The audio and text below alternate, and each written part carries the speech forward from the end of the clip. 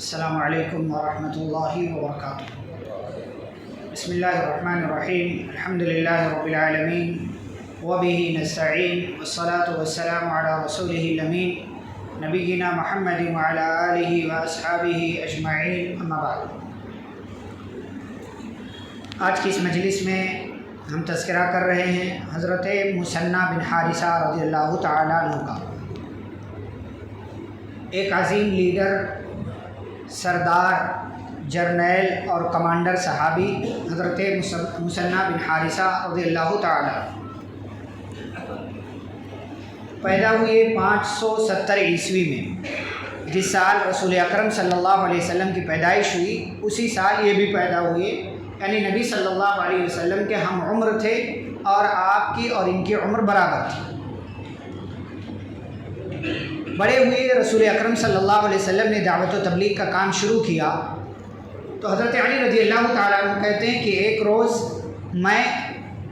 اور رسول اکرم صلی اللہ علیہ وسلم اور حضرت ابوبکر صدیق رضی اللہ تعالیٰ عنہ عرب کے قبیلوں میں دعوت و تبلیغ کے لیے نکلے ہوئے تھے کہ ہمارا گزر چند لوگوں کے پاس سے ہوا جو بیٹھ کر بات چیت کر رہے تھے۔ تو حضرت ابوبکر صدیق رضی اللہ تعالیٰ عنہ نے ان لوگوں سے پوچھا کہ آپ لوگ کون ہیں؟ تو ان لوگوں نے جواب دیا، ہم بنو شیبان قبیلے سے ہیں۔ رسول اکرم صلی اللہ علیہ وسلم کی طرف متوجہ ہو کر حضرت ابوبکر صدیق رضی اللہ عنہ نے کہا، اللہ کے رسول صلی اللہ علیہ وسلم یہ بڑے ہی معزز لوگ ہیں، ان کا قبیلہ بڑا ہی معزز ہے اور یہ سردار قسم کے لوگ ہیں، ان کا یہاں ہم سے ملاقات کر لینا یا ہماری ملاقات ان سے ہو جانا بڑی خوش آئند بات ہے، بڑی اچھی بات ہے۔ آپ انہیں کچھ تبلیغ کر دیجئے اور انہیں کچھ بات بتا دیجئے۔ رسول اکرم صلی اللہ علیہ وسلم نے ان سے سوال کیا، اس سے پہلے ہی حضرت ابوبکر صدیق رضی اللہ عنہ نے مزید سوال کیا۔ ان لوگوں سے جو وہاں بیٹھے ہوئے تھے ان میں مفروق بن عمرو اور اسی طریقے سے معانی بن قبیصہ اور اسی طریقے سے نعمان بن شریک اور حضرت مثنی بن حارثہ رضی اللہ تعالیٰ عنہ وغیرہ موجود تھے۔ مفروق بن عمرو چونکہ بولنے میں ماہر تھے، فصاحت و بلاغت والے تھے، لہٰذا انہوں نے ہی ان سب کی طرف سے جواب دینا شروع کیا۔ ابوبکر صدیق رضی اللہ عنہ نے جب سوال کیا آپ لوگ کون ہیں تو انہوں نے جواب دیا اور ساتھ ہی ساتھ کہا کہ ہمارا قبیلہ جو ہے وہ 1000 کی تعداد میں ہے اور ہمارا قبیلہ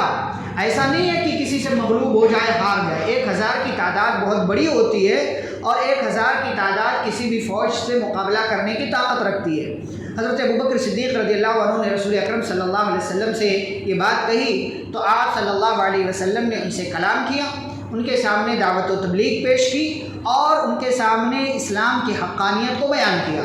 تو مفروق بن عمرو نے رسول اکرم صلی اللہ علیہ وسلم سے کہا کہ آپ کی بات تو سچی معلوم ہوتی ہے، آپ جو ہے بات سچی بیان کرتے ہیں، لیکن آپ کے اوپر جو کلام نازل ہوا ہے اس میں سے ہمیں کچھ باتیں بتائیں۔ تو آپ صلی اللہ علیہ وسلم نے قرآن مجید کی سورۃ الانعام کی کچھ آیتیں پڑھی۔ ان آیتوں میں اللہ نے 10 باتوں کی وصیت کی تھی جو ہم قرآن کے حوالے سے آپ کو بیان کر چکے ہیں کہ اللہ کے ساتھ کسی کو شریک نہیں کرو، والدین کے ساتھ حسن سلوک کرو اور روزی روٹی کے ڈر سے اولاد کو قتل نہ کرو اور کسی بھی فحش اور بدکاری کے کام کے قریب مت جاؤ اور کسی کو بھی ناحق قتل مت کرو، یتیم کا مال نہ کھاؤ، وعدوں کو پورا کرو، بولو تو انصاف کے ساتھ بولو، وعدوں کو پورا کرو اور صراط مستقیم پر چلو۔ یہ آیتیں حضرت مثنی بن حارثہ وغیرہ کو رسول اکرم صلی اللہ علیہ وسلم نے بتائیں اور اللہ کی تعلیمات کو ان کے سامنے پیش کیا۔ اسی طریقے سے پھر معانی بن قبیصہ نے بھی بات کیا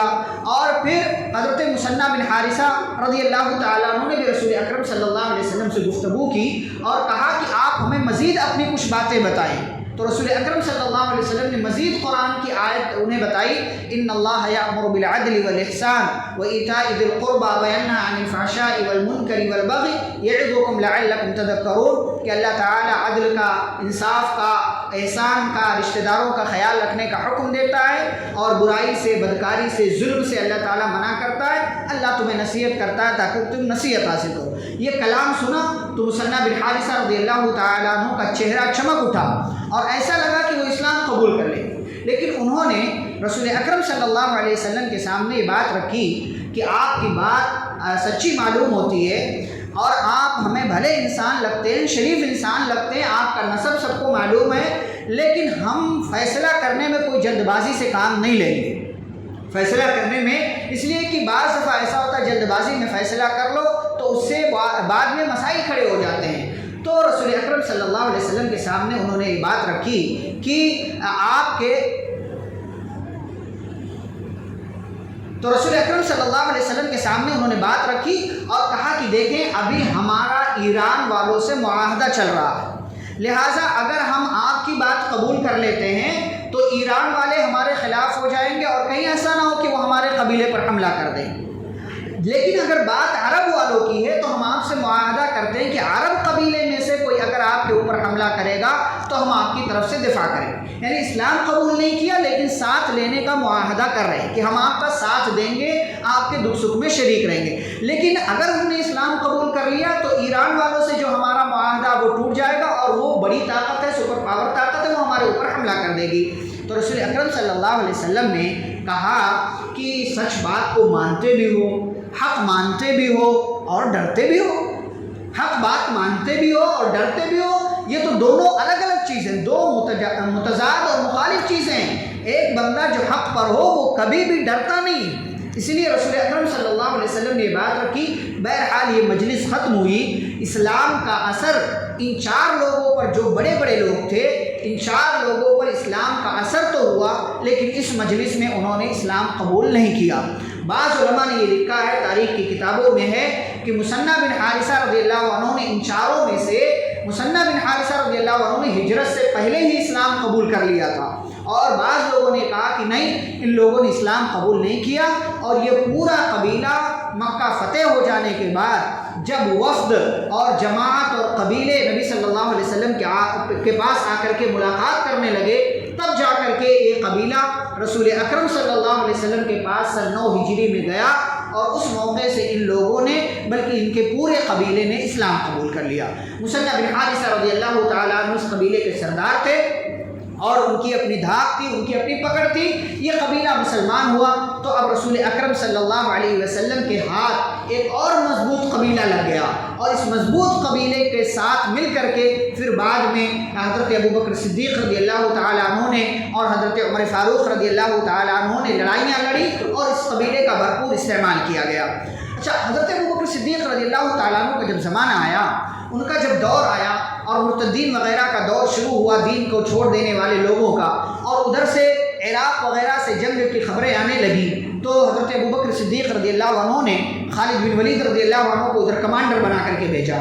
तो हज़रत मुसन्ना बिन हारिसा रज़ियल्लाहु ताला अन्हु ने इसी दौरान अबू बकर सिद्दीक़ रज़ियल्लाहु ताला अन्हु से ख्वाहिश ज़ाहिर की कि आप मुझे भी किसी मुहिम पर भेज दें। जब भेजने लगे उनको, अबू बकर सिद्दीक़ रज़ियल्लाहु अन्हु सलाहियत को पहचानते थे, पहले भी मुलाकातें हो चुकी थी, तो उनको जब भेजने लगे तो उमर रज़ियल्लाहु ताला अन्हु ने ये बात रखी कि आदमी कौन है जिसको कमांडर बना करके आप भेज रहे हैं। पहचानते नहीं थे वो, क्योंकि इनकी मुलाकात नहीं थी उस एतबार से। तो कहा आप किसको कमांडर बना करके भेज रहे हैं, ये आदमी है कौन? तो किसी ने जवाब दिया कि ये कोई मजहूल इंसान नहीं है, ये कोई अननोन पर्सन नहीं है, कोई जो ऐसा आदमी नहीं कि अजनबी हो, ये जो है मशहूर कबीले बनु शैबान का सरदार है, लड़ने भिड़ने का माहिर है, जंग का माहिर है, बहादुर है, शुजा है और अपनी सलाहियतों के ज़रिए ये दुश्मनों की सफ में तहलका मचा देता है। ये ऐसा बंदा है और इसका नाम मुसन्ना बिन हारिसा है। तब जा करके हज़रत उमर फ़ारूक़ रज़ियल्लाहु ताला अन्हु ने भी हामी भरी और मुसन्ना बिन हारिसा रज़ियल्लाहु ताला अन्हु इराक़ की तरफ रवाना हुए और वहाँ पहुँच करके खालिद बिन वलीद रज़ियल्लाहु ताला अन्हु के साथ मिलकर इराक़ और शाम के जितने भी इलाक़े फ़तेह हुए, उन इलाक़ों में से अक्सर इलाक़ों की फ़तेह में हज़रत मुसन्ना बिन हारिसा रज़ियल्लाहु ताला अन्हु भी शामिल रहे। और फिर जब हज़रत अबू बकर सिद्दीक़ रज़ियल्लाहु ताला अन्हु का दौर ख़त्म हुआ, उमर फ़ारूक़ रज़ियल्लाहु ताला अन्हु का दौर शुरू हुआ सन 13 हिजरी की शुरुआत से, उसके आगाज़ से। तो हज़रत उमर फ़ारूक़ रज़ियल्लाहु ताला अन्हु ने अबू उबैदा बिन जर्राह रज़ियल्लाहु ताला अन्हु को कमांडर बनाया, सिपह सालार बनाया, मुख्तलिफ़ इलाक़ों के लिए अलग अलग कमांडर मुकर्रर किए। ऐसे ही हज़रत अबू उबैद बिन मसऊद सक़फ़ी रज़ियल्लाहु ताला अन्हु को एक इलाक़े की तरफ कमांडर बना करके भेजा। तो उस इलाक़े की तरफ हज़रत मुसन्ना बिन हारिसा रज़ियल्लाहु ताला अन्हु को भेजा اور گئے وہاں پر ہرمز کے مقابلے میں حضرت مثنی بن حارثہ رضی اللہ تعالیٰ عنہ نے شرکت کی اور ایرانیوں کا ایک بڑا سپہ سالار ہرمز تھا، حضرت مثنی بن حارثہ رضی اللہ تعالیٰ عنہ نے اس کا قتل کیا۔ لیکن اسی جنگ میں جس کا نام جنگ بوئیب ہے، اسی جنگ میں حضرت مثنی بن حارثہ رضی اللہ تعالیٰ عنہ کو سن 14 ہجری کی یہ جنگ ہے، اسی میں یہ ایک زخم لگا اور یہ زخم ان کے لیے ناسور بنتا گیا۔ بالآخر سن 14 ہجری میں ہی حضرت مثنی بن حارثہ رضی اللہ تعالیٰ عنہ اس زخم کی وجہ سے وہ انتقال کر گئے، بلکہ شہید ہو گئے، کیونکہ وہ زخم ان کو جنگ کے میدان میں لگا تھا اور اسی کی وجہ سے ان کا انتقال ہوا، ان کی وفات ہوئی۔ تو یہ ایک عظیم صحابی ہیں مثنی بن حارثہ رضی اللہ تعالیٰ عنہ، اپنے قبیلے کے بھی سردار تھے۔ اسلام میں داخل ہوئے تو خلیفہ اول، خلیفہ دوم حضرت ابوبکر صدیق اور عمر فاروق رضی اللہ تعالیٰ عنہ نے ان کی صلاحیتوں کو پہچانا اور ان کی قیادت کو پہچانا اور ان کی قیادت میں سپہ سالاری میں الگ الگ علاقوں کی طرف جو ہے فوجیں روانہ کی، بلکہ ابو عبیدہ بن جراح جیسے سپہ سالار کے ساتھ، خالد بن ولید رضی اللہ عنہ جیسے سپہ سالار کے ساتھ جنگ کرتے رہے۔ اور خالد بن ولید رضی اللہ تعالیٰ عنہ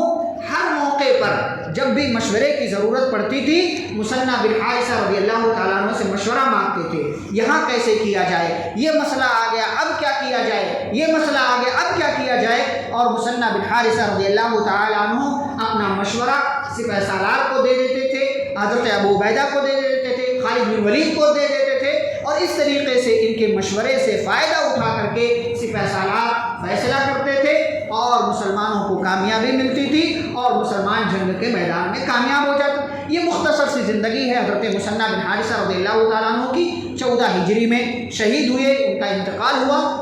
ان کی زندگی کا ایک بڑا سبق اور اہم سبق یہ ہے کہ ہم اور آپ کوئی بھی فیصلہ کریں تو جلد بازی سے فیصلہ نہیں لینا چاہیے، حکمت کے ساتھ فیصلہ ہو، لیکن فیصلہ لینے میں تاخیر بھی نہیں ہونی چاہیے کہ اس میں آپ کا نقصان ہو جائے۔ دونوں چیزیں، اسلام اعتدال کا مذہب ہے، اعتدال کے ساتھ نہ جلد بازی ہو اور نہ ہی دیر ہو۔ ایسا نہ ہو کہ آپ وقت سے پہلے نماز پڑھ لیں اور ایسا نہ بھی ہو کہ وقت نکل جائے، کیونکہ وقت سے پہلے پڑھ لیں گے نماز مانی نہیں جائے گی، وقت کے بعد پڑھیں گے نماز قضا ہو جائے گی۔ تو اسی لیے فیصلہ لیتے ہوئے بھی یہی رویہ اختیار کرنا چاہیے، یہی اصول اختیار کرنا چاہیے کہ فیصلہ لینے میں جلد بازی نہ ہو، غصے میں فیصلہ نہیں ہونا چاہیے، ناراضگی میں فیصلہ نہیں ہونا چاہیے، بہت زیادہ خوش ہو تو کوئی فیصلہ اور وعدہ نہیں کرنا چاہیے۔ یہ ساری چیزیں جانچ پرکھ کر کے فیصلہ کرنا چاہیے اور اس میں تاخیر بھی نہیں ہونی چاہیے۔ دوسری بات جو ہے وہ بات یہ ہے کہ ہمیں اپنا مشورہ جو ہے، اگر ہمیں کسی چیز کے بارے میں کوئی مشورہ، کوئی اچھی رائے ہمارے پاس ہے تو وہ ذمہ دار تک اپنی رائے پہنچا دینا چاہیے۔ مانا نہ مانا جائے، مانا جائے نہ مانا جائے ایک الگ بات، ہمارا کام کیا ہے مشورہ دینا، اگر اس چیز کے بارے میں ہمیں نالج ہے، اس چیز کے بارے میں ہمیں علم، اب وہ مانا جائے نہ مانا جائے ایک الگ چیز ہے۔ بعض لوگ کیا سمجھتے ہیں، میں نے مشورہ دیا، میرا مشورہ قبول نہیں کیا گیا، ناراض ہو جاتے ہیں، غلط بات ہے۔ آپ نے مشورہ دیا، مشورہ آپ سے مانگا گیا، آپ نے مشورہ دے دیا، بس خلاص آپ کا کام ہو گیا۔ اب اس کے بعد آپ کا مشورہ جو آپ نے دیا تھا قبول کیا جائے، اس پر عمل کیا جائے یا نہیں کیا جائے، یہ اتفاق رائے سے فیصلہ ہوگا۔ جو سب سے اچھا مشورہ ہوگا اس پر عمل کیا جائے گا، جس میں مسلمانوں کے لیے خیر ہو، جماعت کے لیے خیر ہو اور پوری قوم کے لیے خیر ہو، وہ فیصلہ کیا جائے۔ مثنی بن حارثہ رضی اللہ تعالیٰ عنہ مشورہ دے دیتے تھے سپہ سالار کو، کمانڈر کو اپنی بات بتا دیتے تھے اور پھر کمانڈر کی ذمہ داری ہوتی تھی کہ کس کا مشورہ وہ قبول کرتے ہیں۔ تو مشورہ دیں، اچھا مشورہ آپ کے پاس ہے، لیکن آپ کا مشورہ اگر قبول نہیں ہوتا ہے کسی وجہ سے تو اس کی وجہ سے ناراض نہیں ہونا چاہیے۔ اللہ رب العالمین ہم سبھی کو قرآن و حدیث کی تعلیمات کے مطابق زندگی گزارنے اور صحابہ کرام سے محبت کرتے ہوئے ان کے حقوق ادا کرنے کی توفیق عطا فرمائے۔ آمین صلی اللہ علیہ نبی الکریم۔ سبحانک اللہم و بحمدک، اشہد ان لا الہ الا انت، استغفرک و اتوب الیک۔ السلام علیکم ورحمۃ اللہ وبرکاتہ۔